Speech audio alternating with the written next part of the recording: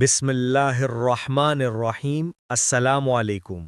اگر کسی نے جائز مراد مانگی ہے جو پوری نہ ہوئی ہو تو ہر نماز کے بعد مرد حضرات مسجد میں اور جو عورتیں ہیں وہ گھر میں ہی سورہ فاتحہ اس طریقہ سے پڑھیں جو طریقہ اس ویڈیو میں بتایا جائے گا۔ نہایت ہی آسان عمل ہے۔ آپ نے یہ عمل سجدے میں سر رکھ کر پڑھنا ہے، پھر اللہ تعالیٰ سے وہ مراد وہ حاجت مانگنی ہے جس کے لیے یہ عمل کر رہے ہیں۔ انشاءاللہ اللہ پاک آپ کی ہر دلی مراد، ہر دعا فوراً قبول کرے گا، بلکہ اللہ تعالیٰ آپ کے تمام دکھ درد دور کر دے گا، اور گارنٹی ہے کہ جو یہ عمل کرے گا اس کو انشاءاللہ فائدہ ہی ہوگا۔ نبی پاک صلی اللہ علیہ وسلم کی ایک حدیث کی روح سے یہ وظیفہ بتایا جا رہا ہے، اور یہ قرآنی صورت کا انتہائی طاقتور وظیفہ ہے۔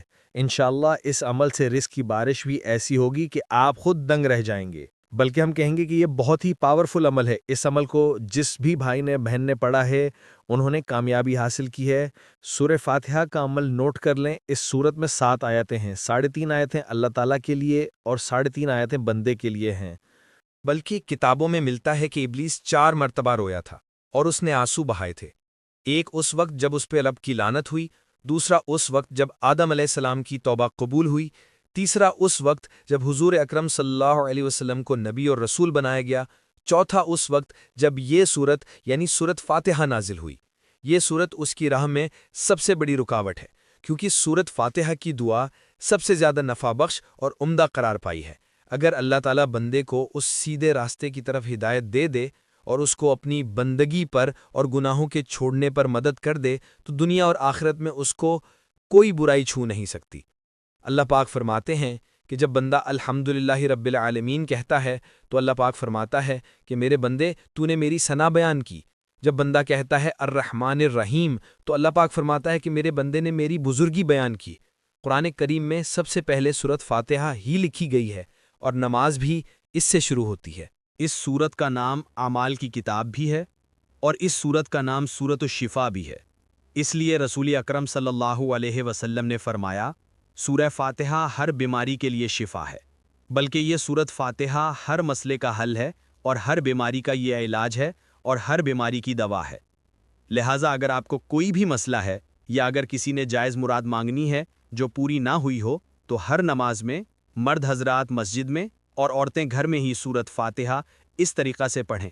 آپ نے 21 مرتبہ اس کو پڑھنا ہے، آپ نے سجدے میں سر رکھ کر پڑھنا ہے، پھر اللہ تعالیٰ سے وہ مراد وہ حاجت مانگنی ہے جس کے لیے یہ عمل کر رہے ہیں۔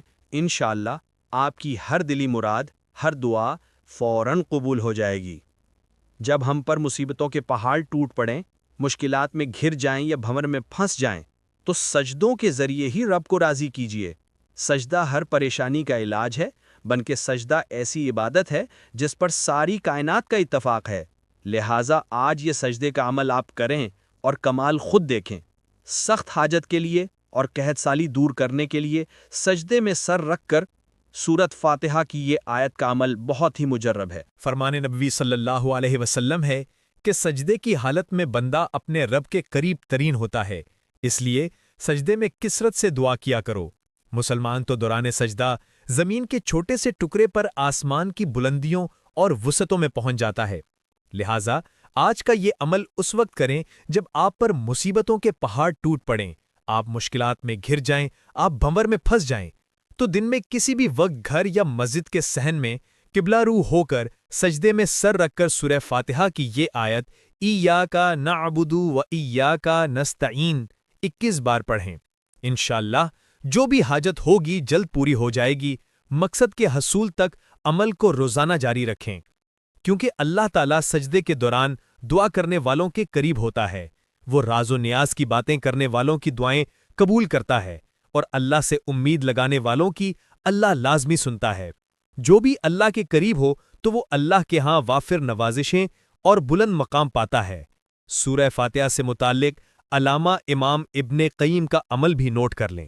علامہ امام ابن قیم فرماتے ہیں کہ آپ کے جسم میں کہیں بھی درد ہے تو آپ نے اس درد کی جگہ پر ہاتھ رکھ کر 7 مرتبہ یہ سورت پڑھنی ہے جو بتائی گئی ہے۔ یہ سورت فاتحہ ہے، یہ پوری پڑھ لینی ہے، 7 مرتبہ پڑھیں اور پھونک مار دے۔ انشاءاللہ تعالیٰ دن میں 2 مرتبہ اگر آپ عمل کریں گے آپ کو پہلی بار احساس ہو جائے گا کہ آپ کو آرام آ رہا ہے۔ لیکن اگر دن میں 1-2 مرتبہ یہ عمل کر لیں تو آپ کو آرام آ جائے گا۔ اگر آپ اول و آخر درود شریف بھی پڑھ لیں تو پھر اس کے مزے ہی اپنے ہیں، یعنی سورت فاتحہ سے پہلے بھی اور سورت فاتحہ کے بعد بھی درود ابراہیمی پڑھ لیجئے۔ اگر آپ 7 مرتبہ سورت فاتحہ پڑھ کر درد کی جگہ پر پھونک مار دیں گے یا پانی پر دم کر کے پی لیں گے تو انشاءاللہ اس درد سے آپ کو خلاصی ملے گی۔ حقوق العباد لازمی پورے کیجیے اور حقوق اللہ کا بھی خیال رکھیے، کیونکہ اللہ کبھی حقوق کو تلف کرنے والوں کو پسند نہیں فرماتا۔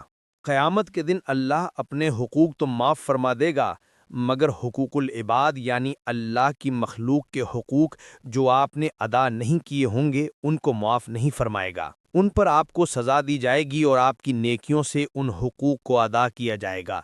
دعا ہے اللہ پاک سورت فاتحہ کے عمل سے آپ کی تمام تنگی اور پریشانیاں ختم فرمائے۔ آمین ثم آمین یا رب العالمین۔